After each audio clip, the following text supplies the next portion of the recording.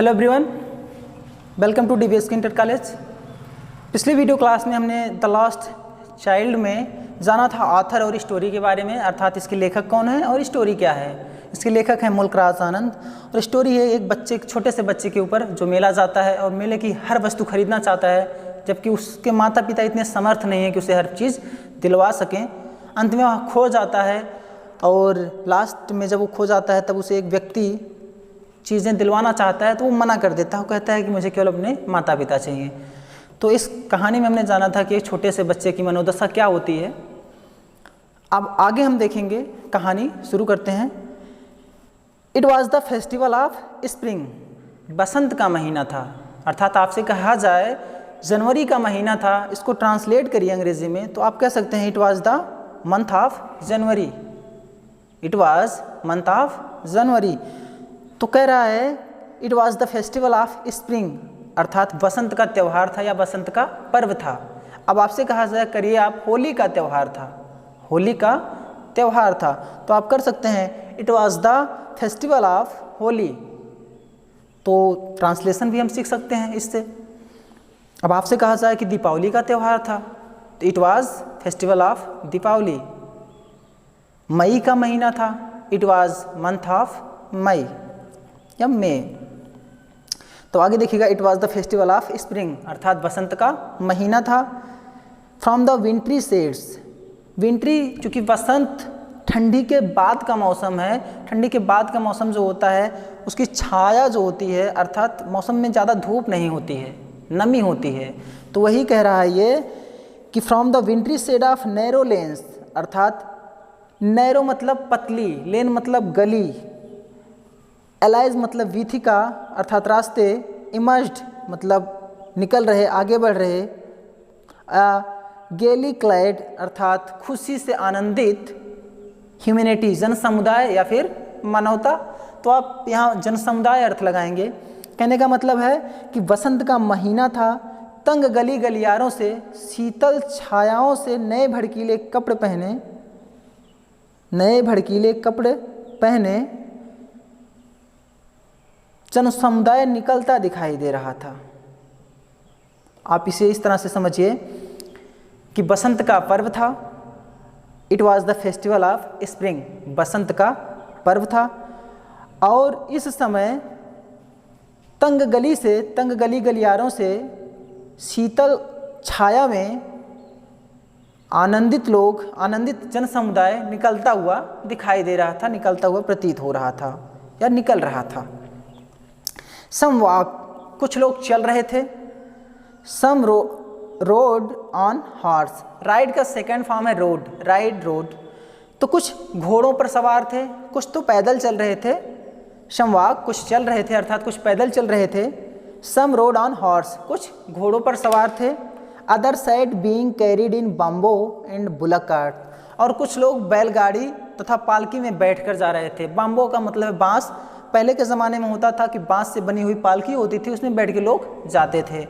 तो कुछ लोग बांस से बनी पालकी और घोड़ा गाड़ी में जा रहे हैं या बैलगाड़ी में जा रहे हैं। वन लिटिल बॉय, एक छोटा लड़का, रैन बिटवीन हिज फादर्स लेग, अपने पिता के पैरों के बीचों बीच दौड़ता हुआ, brimming over faith, over with, brimming over with.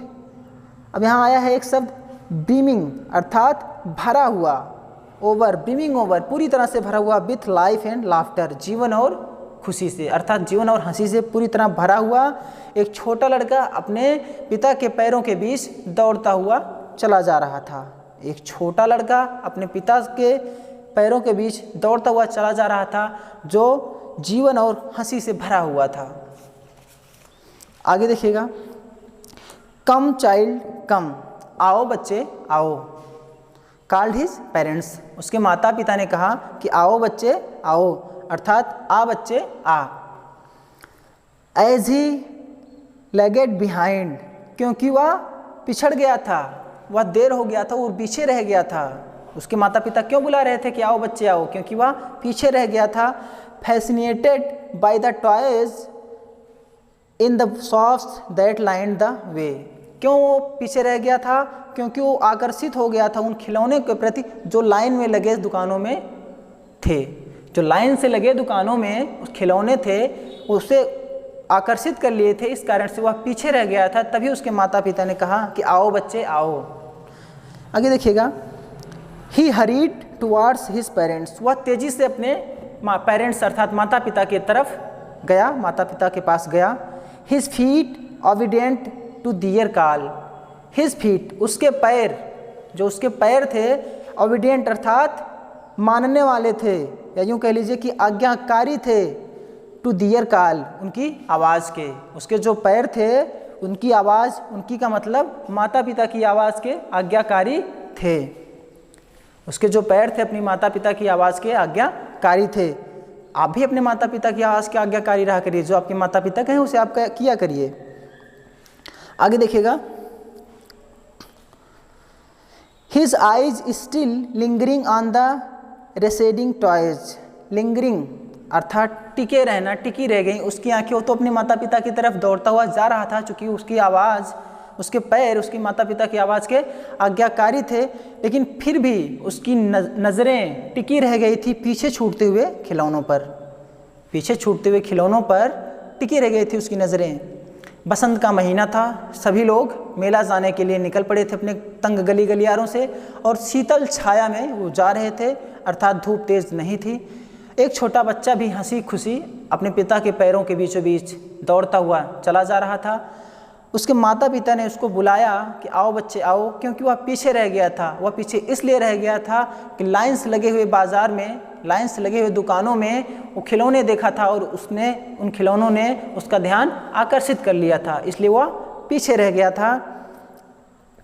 उसके माता पिता ने जब बुलाया तो वह उनकी तरफ दौड़ता हुआ चला आया। क्यों? क्योंकि वह उनकी आवाज़ का आज्ञाकारी था, उसके पैर उनकी आवाज़ के आज्ञाकारी थे, लेकिन फिर भी उसकी निगाहें पीछे छूटते हुए खिलौनों पर पड़ी रही, उस पर नज़रें गड़ाए रहा। As he came to where they had stopped to wait for him, और वह वहाँ आया जहाँ वे लोग अर्थात उसके माता पिता रुके हुए थे उसके इंतज़ार में। वो वहाँ दौड़ता हुआ आया जहाँ उसके माता पिता उसके इंतज़ार में रुके हुए थे। He could not suppress the desire of his heart, वह सप्रेस का अर्थ होता है दबाना, वह अपने हृदय में पड़े हुए इच्छा को दबा नहीं पाया। कुड नॉट सप्रेस, नहीं दबा पाया अपनी इच्छा को, अर्थात वो अपने माता पिता से कहेगा, जो उसकी इच्छा है कहेगा।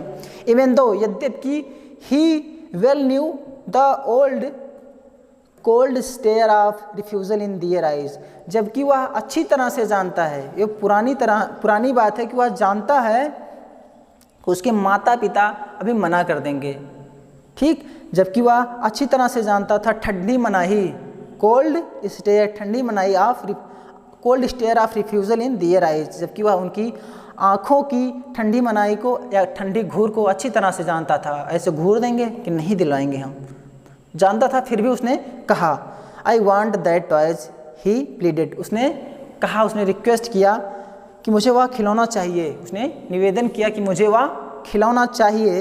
His father looked at him red eyed, उसके पिता ने उसे लाल आँखों से देखा, अर्थात खून से भरी आँखों से देखा। इन हिज फैमिलियर टैरेंट वे, जो पहले से वो बालक परिचित था, अर्थात उसके पिता ने अपने परिचित क्रूर शासक वाले अंदाज में घूरा, उसे लाल आँखों से देखा। हिज मदर, उसकी माँ, melted by the free spirit of the day, जो कि दिन की मुक्त आत्मा द्वारा द्रवित थी। उसकी माँ जो कोमल हृदय व्यक्ति की थी, जो जानती थी, तो उन्होंने कहा of the day was tender and, वे नर्म थी, जो कोमल हृदय व्यक्तित्व की थी, जो दिन की मुक्त आत्मा द्वारा द्रवित थी और वो नर्म थी। उन्होंने कहा giving him her finger to hold, उन्होंने बच्चे को अपना उंगली दिया पकड़ने के लिए। सेड, और कहा look child what is before you, देखो बच्चे तुम्हारे सामने क्या है, देखो बच्चे तुम्हारे सामने क्या है। It was a flowering mustard field, यह फूलों से भरा सरसों का खेत था। Pale like melting gold as it swept across miles and miles of even land, पिघले सोने के जैसा पीला, यह सरसों के फूलों से भरा हुआ खेत था, पिघले सोने के जैसा पीला, जबकि जबकि यह समतल धरातल पर मीलों मीलों तक फैला हुआ था। जबकि यह समतल धरातल पर मीलों मीलों फैला हुआ था। It swept as it swept, जबकि यह फैला हुआ था across miles and miles of even land, ढेर सारे क्षेत्रों पर यह फैला हुआ था। अर्थात उसकी माँ ने सरसों के फूलों से भरे हुए खेत को दिखाया जो ढेर सारे क्षेत्रों पर फैला हुआ था। A group of dragon flies were bustling about on their gaudy purple wings, intercepting the flight of a lean black bee or butterfly in search of sweetness from the flowers.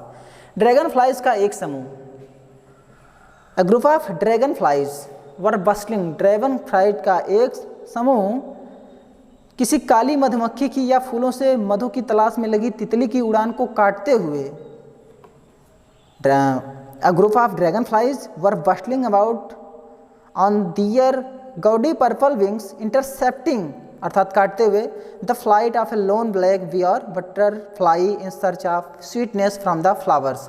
अर्थात ड्रैगन फ्लाइज का एक समूह किसी काली मधुमक्खी की या फूलों से मधु की तलाश में लगी तितली की उड़ान को काटते हुए अपने चमकीले पर्पल रंग के पंखों पर शोर करते हुए उड़ रहा था।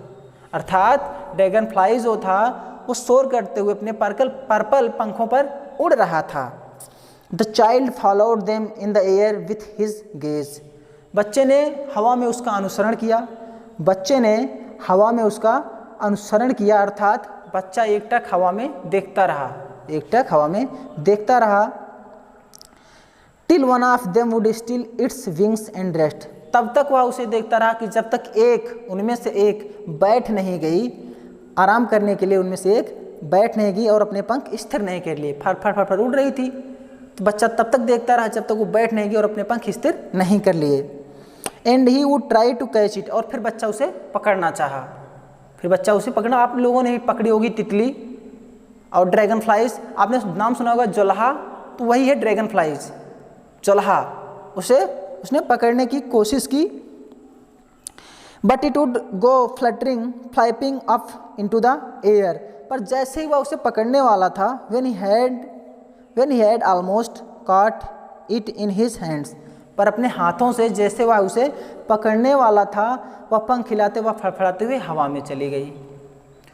ड्रैगन फ्लाइज अर्थात जुलहे को जैसे वह उसे पकड़ने वाला था, पंख हिलाते और फड़फड़ाते हुए वह आसमान में हवा में चला गया।